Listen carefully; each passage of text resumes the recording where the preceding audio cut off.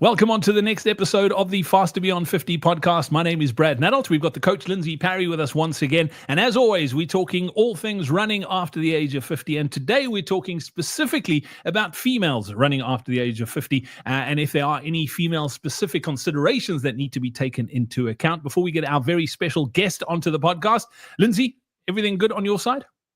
Yeah, no, hunky-dory, trucking along. Really having a good time.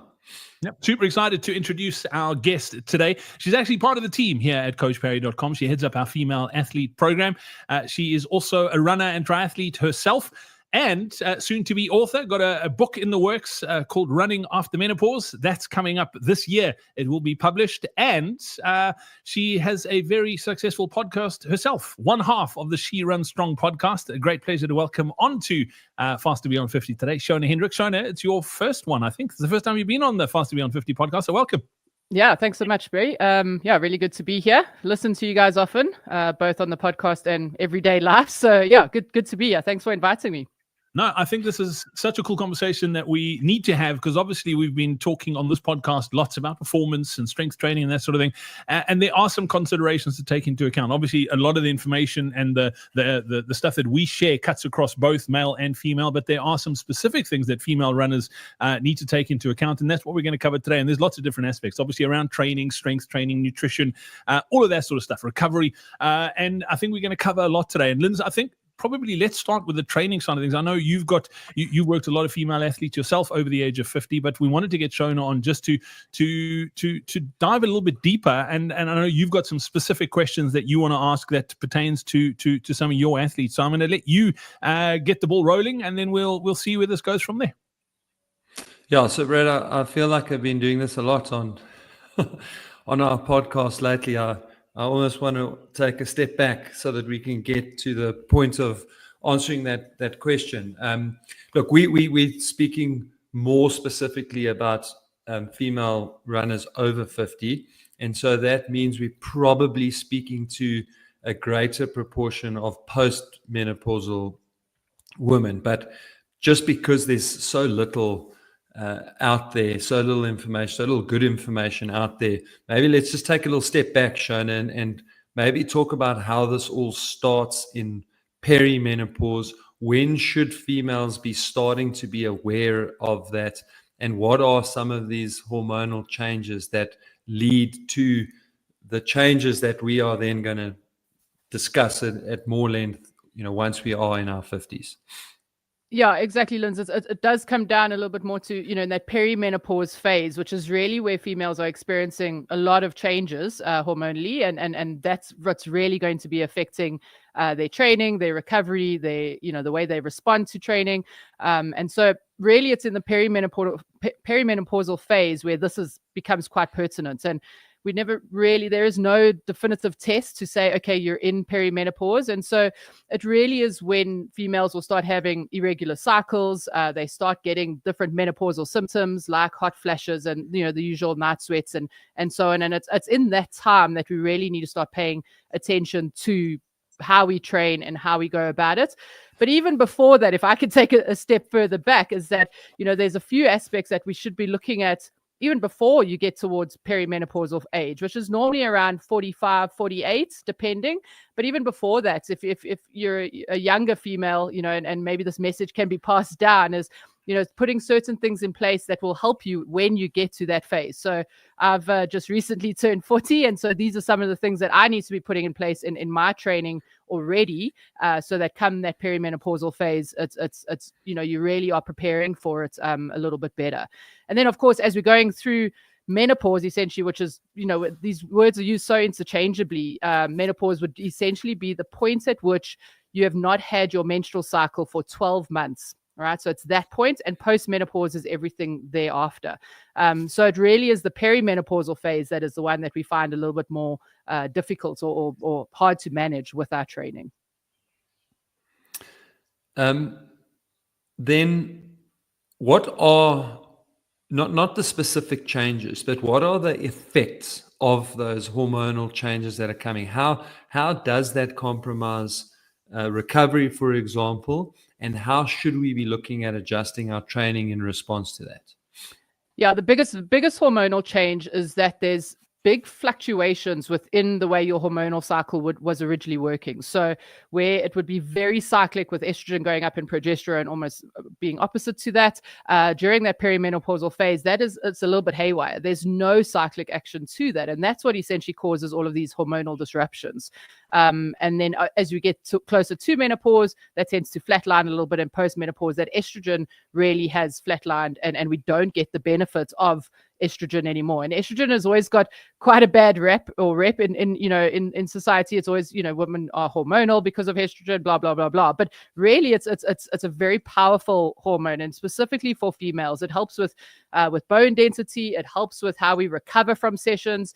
It helps just generally manage, how we're feeling as well. And so through this hormonal disruption in perimenopause, one of the main symptoms that I find my clients have is that they're just constantly feeling fatigued and tired. So, that could be as a result of night sweats or insomnia, but also just generally because the hormones are wreaking havoc, you're generally always tired. And so you don't feel like training. There are obviously the common things around increase in or managing your weight and so on. But really it's about just feeling tired and not getting the effect of estrogen that it normally helps with muscle synthesis, so that recovery, and just always just feeling like you're fatigued all the time as well.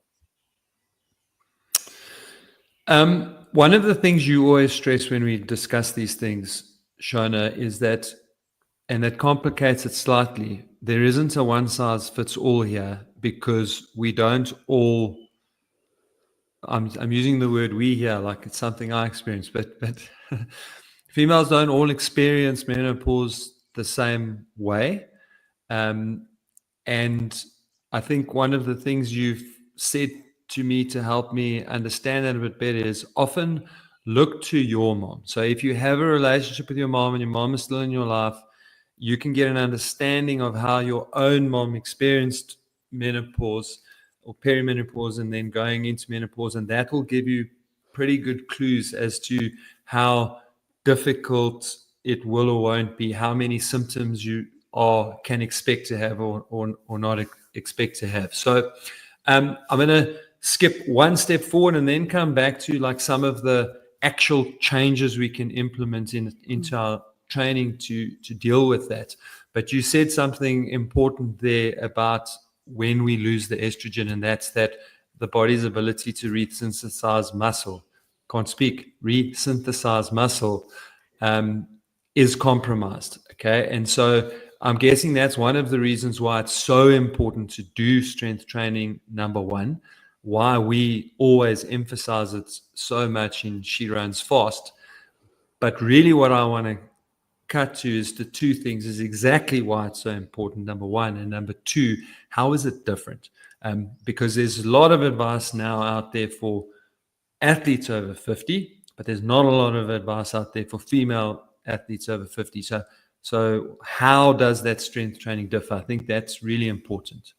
Yeah, that is key. And just one of the things, before I answer on the strength training, it's a conversation that we're having. We're changing this narrative constantly. So go and speak to your mom about this if that is something, like you say, because I find the older generations just didn't speak about it. We never spoke about menopause. I don't know what my mom went through with menopause. It was just something that was never spoken. So I'm really glad that we're doing this and having these conversations. And a big part of that is with the strength training. And I know that there's a big drive towards incorporating strength training into your plans, whether you're an athlete, a runner, or not at all. It's absolutely key. And everyone, whether male or female, is going to start losing lean muscle mass, from their 30s, late 30s onwards. And of course, that just becomes more and more exponential for females in their 40s and late 40s because of the hormonal changes. And so where that is just a normal linear sort of loss through the 40s, and from 50s onwards, it becomes quite exponential.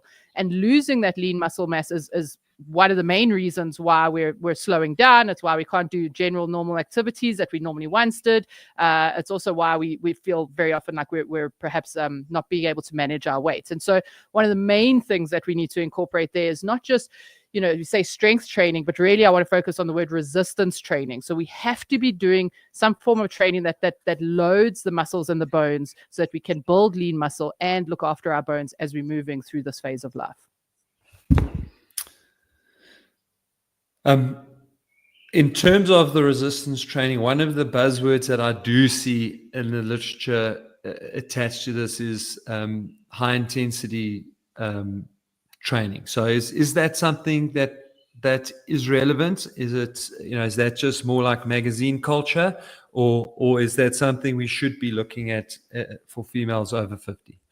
I think it is. So, I'd like to almost separate those two, because people use the word high intensity interval training in the wrong way. They use it when it comes to strength work. And really, in scientific literature, that's defined in terms of running training and coaching, So we can do high intensity, so higher intensity, working harder within our strength training. And I think that it is key. But as we're going through this phase as well, females have a higher risk of injury or higher risk of getting injured because of the changes with hormones as well. There's the changes with estrogen, the changes with laxin mean that our tendons and our ligaments are a little bit more at risk of injury. And so if we're doing far too much of that high intensity work, we're going to find ourselves getting more injured. So again, it's about balancing it. There's a little bit of work in the literature that says some of that high intensity training can help with managing your weight. But again, I just think that if we're going all out all the time, when we're constantly tired and fatigued, we're going to get injured, and then you're going to be out for a number of weeks, and then you're not going to get any benefit there either. So again, it comes down to how we structure our training and what we put in that counts. There's a big drive to say that zone 2 or endurance training really isn't helpful for females over the age of 45 or 50, and I disagree with that completely. Again, I think it's about how we structure that training, and we're speaking specifically for runners here as well, that if we're just going to go hard all the time, we're going to hurt ourselves. So that's from a running point of view. From a strength point of view, I think there is benefit to having a loading day where you're building and you're lifting and you're building that lean muscle mass, and a high intensity day, which could then almost add to your running, and you don't have to then have that in your running day, and you're taking a little bit of that load from a running perspective and adding it in while we're doing strength work. Yeah, Shona, if I can jump in here. I mean, obviously a lot of the principles that we talk about on the Faster Beyond 50 podcast apply 110% to females who are in this sort of grouping as well. Running your easy runs easy enough as one of them, making sure you recover from all your sessions, strength training, like all of those things are super, super important. But there are one or two other considerations when it comes to training. And I know, because I've obviously helped on the tech side of things with the training plan. So I don't necessarily understand the science behind it as you do, but I've seen the structure of how it differs. So let's just talk about that structure, and you talk about how things are different for female runners over 50. What are some of the changes in structure that you need to make, both from a running and strength perspective, as a female runner over the age of 50?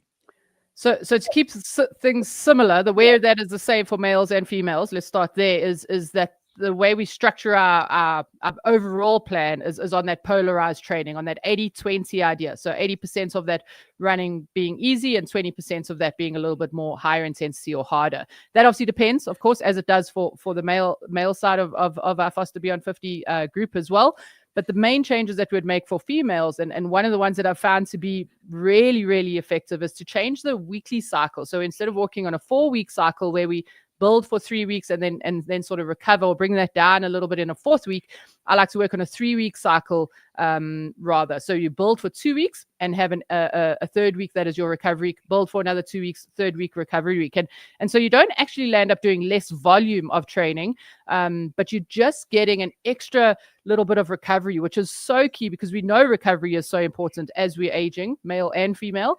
But when your females are really going through the peaks of perimenopause and just feeling constantly tired and fatigued, that extra little week or deloading a little bit in that 3rd week really makes a big difference. Because again, just as to reiterate, we only really get the benefit while, once we have a stimulus, when we are recovering. And so that's one of the key aspects that I think is, from a structure point of view, that we like to do. And this is the same in the Faster Beyond 50 from a male perspective, but it's even more pertinent for the females, is strength training is it's an absolute non-negotiable. And ideally 2 to 3 times a week, of which, and as Lindsay had mentioned, one of those being a slightly higher intensity strength session as well.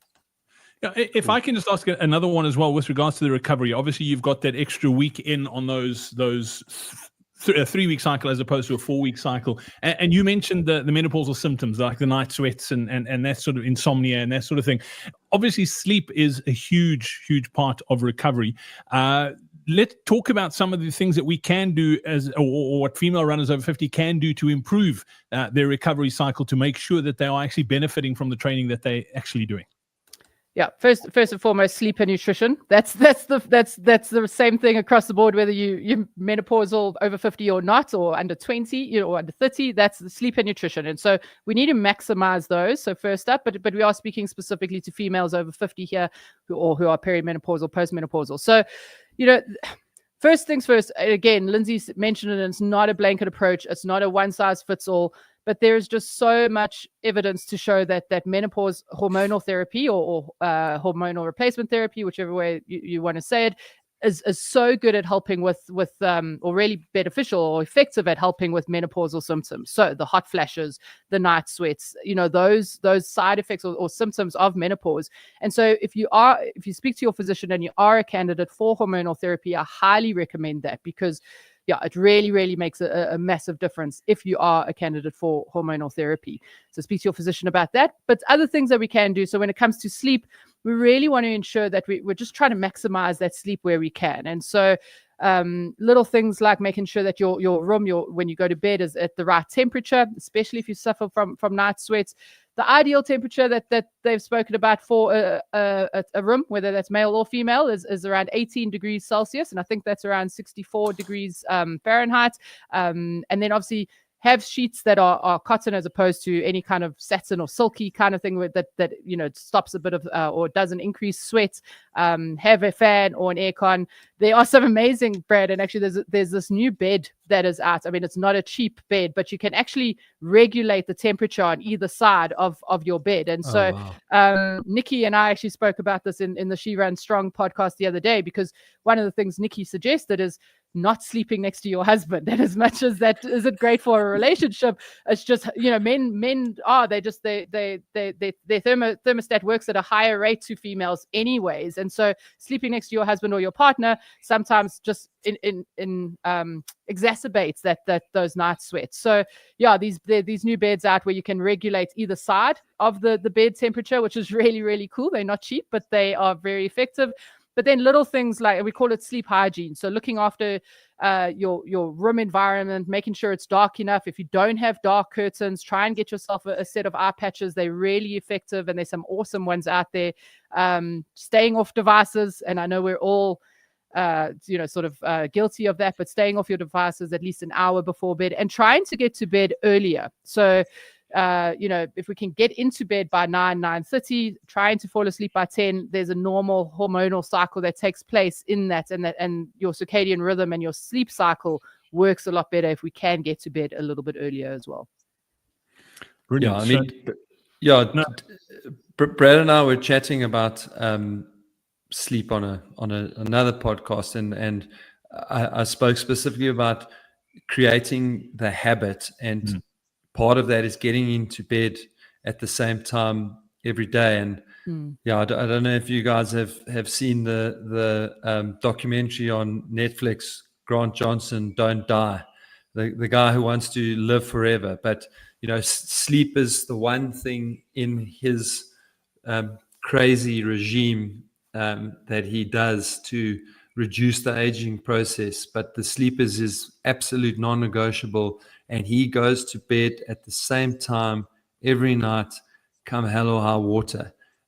So obviously we're not going to be super consistent with that. We've all got lives to live, but I think the general principle there is create good habits, and by getting into bed earlier each night, avoiding things like caffeine in the afternoon, those are all things. If you're struggling to sleep already, those are just things that you don't need to make it harder.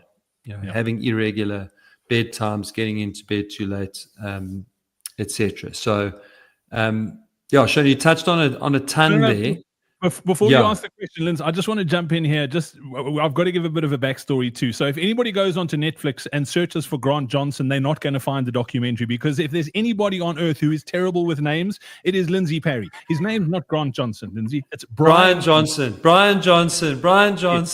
Yes. Okay, now you can ask Vanessa the question you. Shona the question you wanted. Yes, I even Googled that and I still got it wrong. It's amazing. So I actually wanted to again, just we've got so much information, but I wanted to take half a step back just on a practical level. And what are some of the more common injuries that females over 50 struggle with? Lots of tendon and ligament injuries. So that's just as I mentioned earlier. So that's quite prevalent. But then also a lot of bone injuries, right? So as much as you're losing lean muscle mass quite linearly or exponentially at this time, your bone density is also depleting a little bit, and that actually starts even earlier than the muscle, right? So muscle, we start seeing that in 30s, 40s. Your bones essentially remodel themselves all the way up through your 20s, and it's in your late 20s that you start seeing changes in bone density. And so we see a lot of stress fractures, falling injuries where then bones breaking, and so those would really be the most common. So again, just putting things in place. And I always say this. I always say this to menopausal athletes or runners is, there's so much that's out of our control, right? We can't control what's happening hormonally. We can't control, even if you're on hormonal therapy, you are getting some control of that back, but let's control what we can.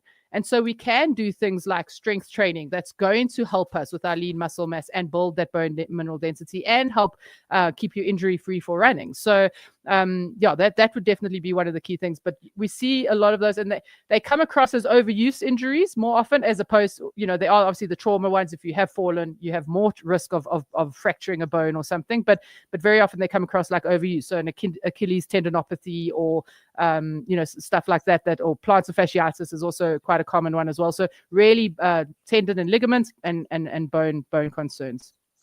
Yeah, sorry, as you're going through this, I'm just thinking there's so much to go through here as well. So it just reminded me as well that if you are interested in this, be sure to check out Shona and Nikki's podcast. It's called She Runs Strong. I'll pop the link in the description too, because every week you basically are going really deep on these various topics. I mean, we're going quite deep here today, but we are just scratching the surface. There is a lot more. So Linz, I know you've got a question that you want to pose, but I just wanted to pop that in.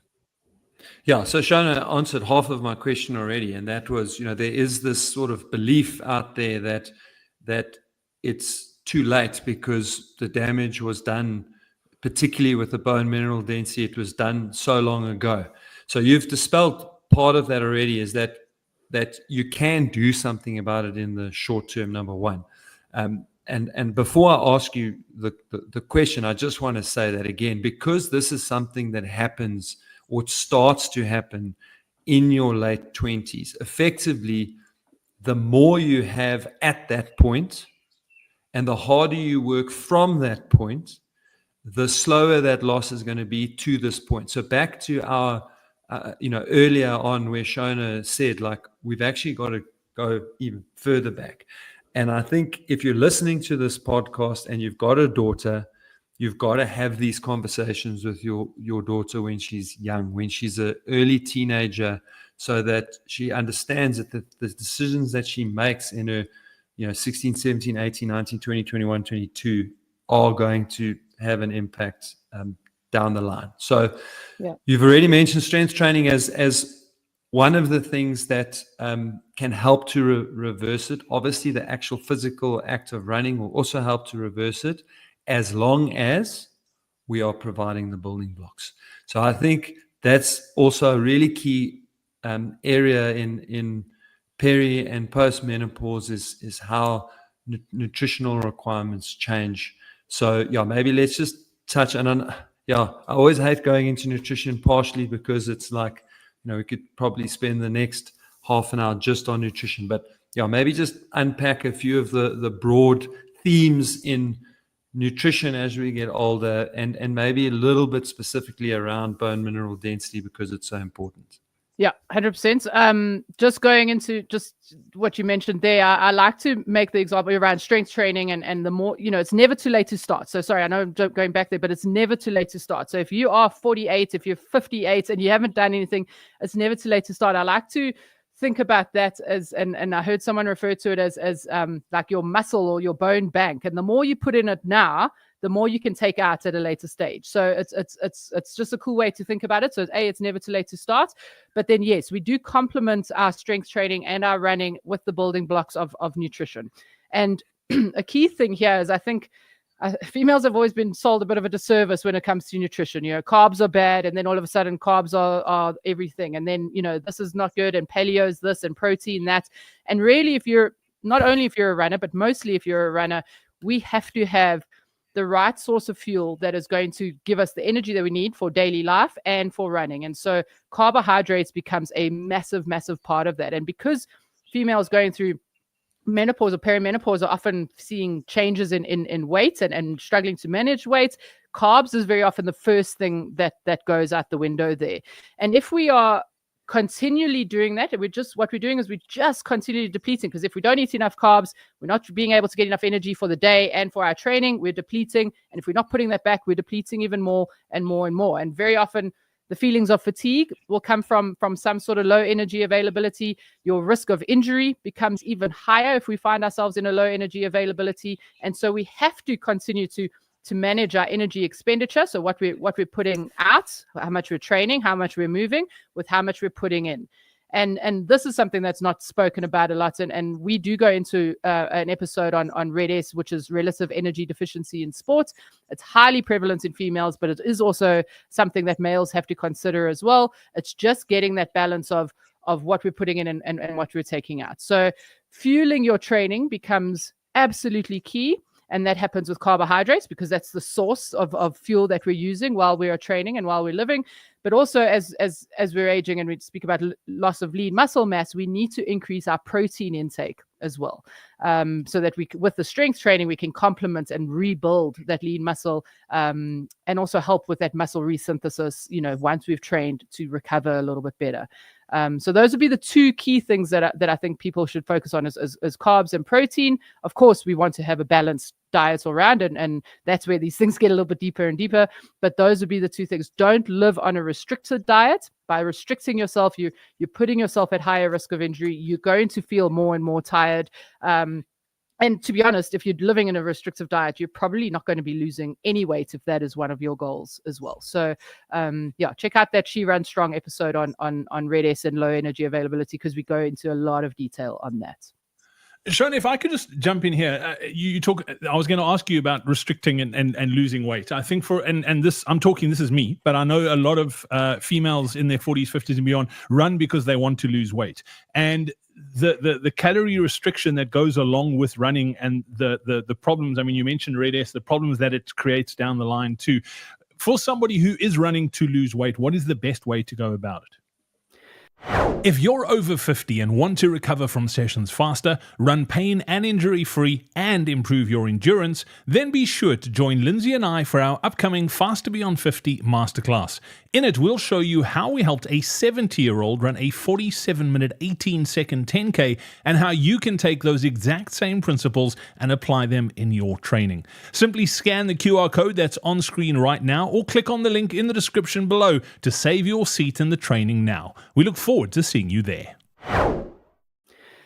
Don't restrict, right? So fuel your training. So eat in and around. So eat your normal diet, but eat in and around your training as well. So don't do something in a fasted state. I really, really dislike fasting for females going through menopause. It's just when we are restricting diets, our body thinks that it's in a state of stress, right? And so those cortisol levels go up, and then you're running or training, and essentially exercise is as much a stress to the body as anything else. Obviously, it's a good stress, but the body doesn't always know that. So don't live in a restricted state. Make sure that you're fueling your training. So you're having something before your training. If your runs are longer than an hour, you need to take some sort of fuel on those runs, and definitely need to be fueling after your training. So if we are living in a under calorie sort of states, your body registers a lower basal metabolic rate. The body goes, oh, wow, I don't actually need that much to survive, because that's how much you're giving your body. And then when we're training, we're pushing that even further.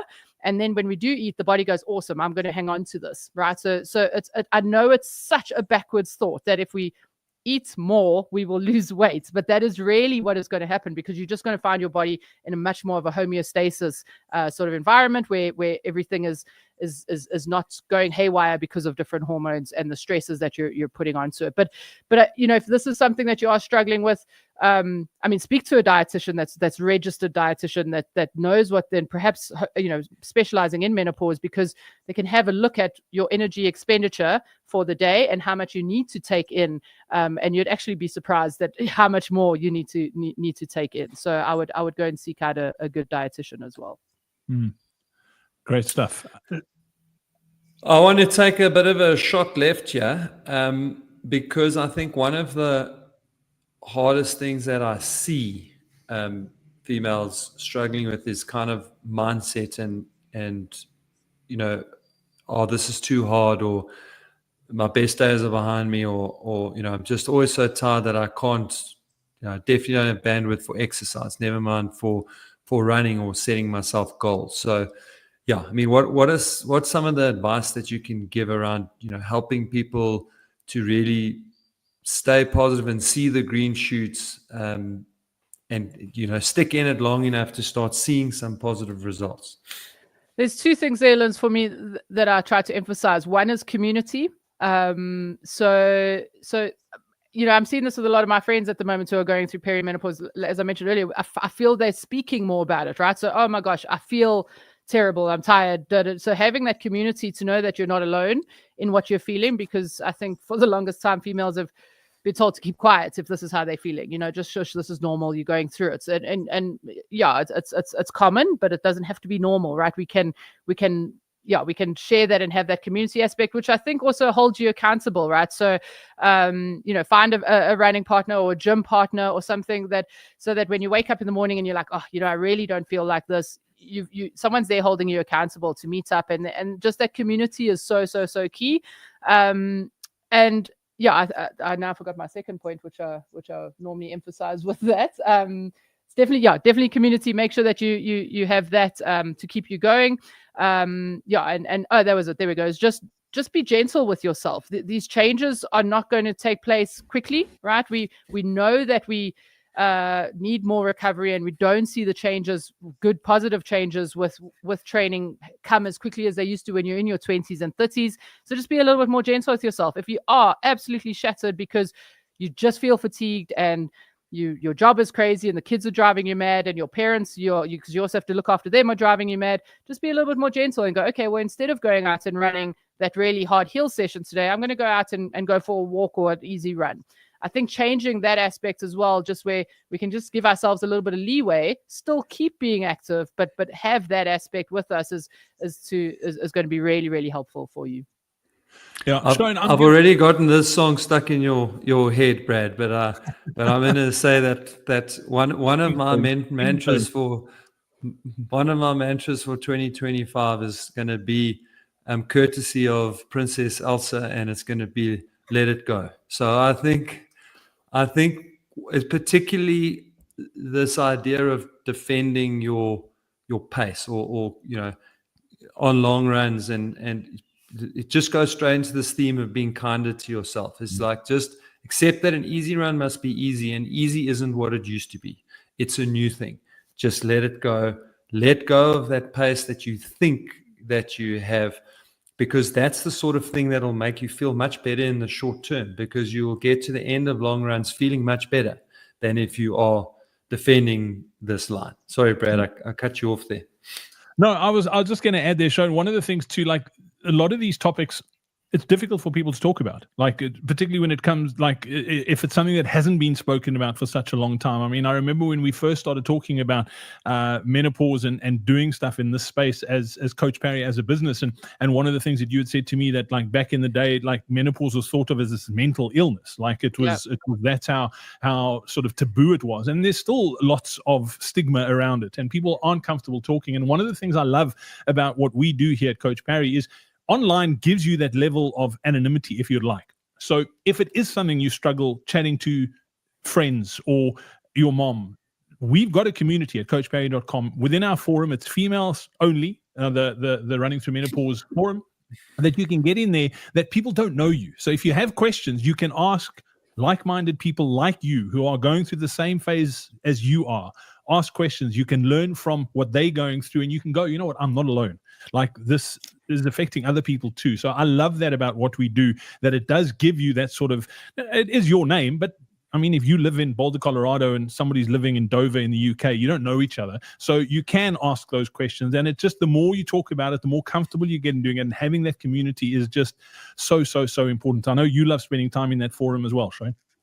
Yeah, it's so key, B, because I think the more we speak about this, the more we can normalize it. You know, it's not just you going through it. It's everyone is going through something, albeit perhaps something different. And I think we need to change the way we think about this. You know, we vilify and make females feel so bad about being in menopause, when actually we need to think about it in the same way we would puberty, right? It's a hormonal change, and it's changing how you are and who you are as a woman moving on. And we don't do that to our young teenage girls, right? We support them and help them through this process and educate them. And we need to do the same thing with menopause, and we need to start seeing it in a similar sort of light.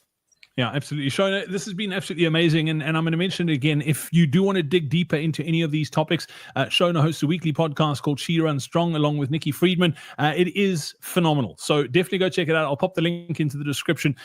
Make sure you subscribe to that. Listen to it if it is something of interest to you. There is a ton of great information on that podcast. Shona, you and Nikki are doing a fantastic job. And also, if you do need help with your running, make sure you check out what we've got on offer here at coachparry.com. Shona and the team do an amazing job there too. So I'll pop the link to our female specific over 50 training plans and frameworks that you can go check those out as well. Lindsay, thanks for your time today too. Shona, thank you so much for yours. We really do appreciate it. And we look forward to catching up again soon here on the Fast to Beyond 50 podcast.